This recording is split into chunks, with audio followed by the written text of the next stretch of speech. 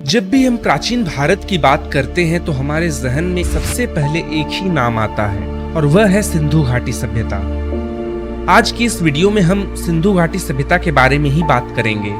तो प्राचीन सिंधु घाटी सभ्यता की यात्रा में आपका स्वागत है। सिंधु घाटी सभ्यता कितनी पुरानी है, इसको लेकर अलग अलग मत प्रसिद्ध हैं। यह सभ्यता कम से कम 8000 वर्ष पुरानी है। लगभग 8000 साल पहले आधुनिक पाकिस्तान और उत्तर पश्चिम भारत में फल फूल रहा यह उल्लेखनीय सभ्यता आज भी पुरातत्वविदों के बीच चर्चा का केंद्र बनी हुई है। आइए इस प्राचीन सभ्यता के उन पहलुओं के बारे में जानें जो आज भी पुरातत्वविदों और इतिहासकारों को अपनी ओर आकर्षित करते हैं। सिंधु घाटी सभ्यता, जिसे हड़प्पा सभ्यता के रूप में भी जाना जाता है, यह प्राचीन सरस्वती नदी और सिंधु नदी के किनारों पर बसी हुई थी। हड़प्पा, मोहनजोदाड़ो, कालीबंगा, लोथल, धोलावीरा और राखीगढ़ी इसके प्रमुख केंद्र थे। दिसंबर 2014 में पुरातत्वविदों ने भीरराणा नगर की खोज की, जिसे सिंधु घाटी सभ्यता का अब तक का खोजा गया सबसे प्राचीन नगर माना जाता है। भारत में ब्रिटिश शासन के दौरान हुई खुदाइयों के आधार पर इतिहासकारों का अनुमान है कि यह सभ्यता काफी विकसित सभ्यता थी और कई बार उजड़ जाने के बाद भी फिर से बसी थी। 1826 में चार्ल्स मैसन ने पहली बार इस पुरानी सभ्यता को खोजा। विद्वानों ने इसे सिंधु घाटी की सभ्यता का नाम दिया क्योंकि यह क्षेत्र सिंधु और उसकी सहायक नदियों के आसपास बसा हुआ था। इस सभ्यता की सबसे विशेष बात थी कि यहाँ की विकसित नगर निर्माण योजना, जो अपने समय से सैकड़ों वर्ष आगे थी, सड़कों को एक ग्रिड पैटर्न में रखा गया था और घरों में भी जल निकासी के लिए नालियों का प्रबंध था।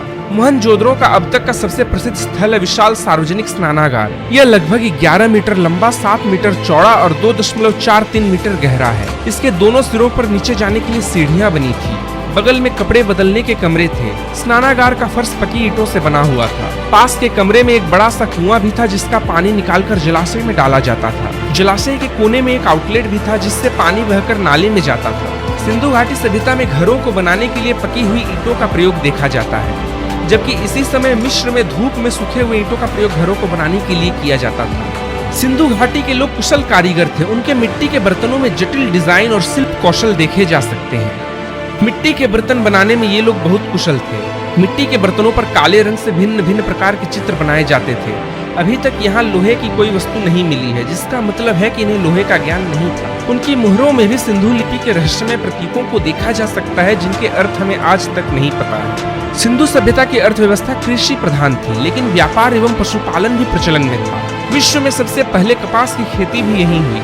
व्यापार ने सभ्यता की अर्थव्यवस्था में महत्वपूर्ण भूमिका निभाई। ये अफगानिस्तान और ईरान से व्यापार करते थे। ये सभ्यता मुख्यतः 2600 ईसा पूर्व से 1900 ईसा पूर्व तक रही। इसके पतन के कारणों पर विद्वान सहमत नहीं है। सिंधु घाटी के सभ्यता के अवसान के पीछे विभिन्न तर्क दिए जाते हैं, जैसे बाहरी आक्रमण, जलवायु परिवर्तन एवं पारिस्थितिक असंतुलन, बाढ़ तथा भूतात्विक परिवर्तन, महामारी, आर्थिक कारण आदि। ऐसा लगता है कि इस सभ्यता के पतन का कोई एक कारण नहीं था, बल्कि विभिन्न कारणों के मेल से इसका पतन हुआ था। अधिकांश विद्वानों के अनुसार इस सभ्यता का अंत बाढ़ के प्रकोप से हुआ। चूंकि सिंधु घाटी सभ्यता नदियों के किनारे पर विकसित हुई, इसलिए बाढ़ आना स्वाभाविक था। सिंधु घाटी सभ्यता आज भले ही लुप्त हो गई हो, लेकिन इसकी विरासत आज भी कायम है। इसकी शहरी योजना, शिल्प कौशल और सांस्कृतिक प्रथाओं ने पूरे विश्व पर स्थायी प्रभाव छोड़ा। यह उन प्राचीन जड़ों की याद दिलाता है जिनसे हमारी आधुनिक सभ्यताएं विकसित हुई हैं। सिंधु घाटी की सभ्यता से जुड़े हुए अभी भी बहुत से ऐसे राज हैं जिन्हें हम अभी तक पूरी तरह से नहीं समझ पाए हैं। आज भी सिंधु घाटी सभ्यता एक पहेली बनी हुई है, एक प्राचीन चमत्कार जो हमें आकर्षित करती है और हमें आगे की खोज करने और मानव इतिहास के उस उल्लेखनीय अध्याय के रहस्यों को उजागर करने के लिए प्रेरित करती है। हमारी इस यात्रा में आप भी हमारे साथ जुड़े रहें, क्योंकि इस यात्रा के दौरान हम प्राचीन, मध्य और आधुनिक भारत के सभी पहलुओं के बारे में जानेंगे। तब तक के लिए जय हिंद, जय भारत।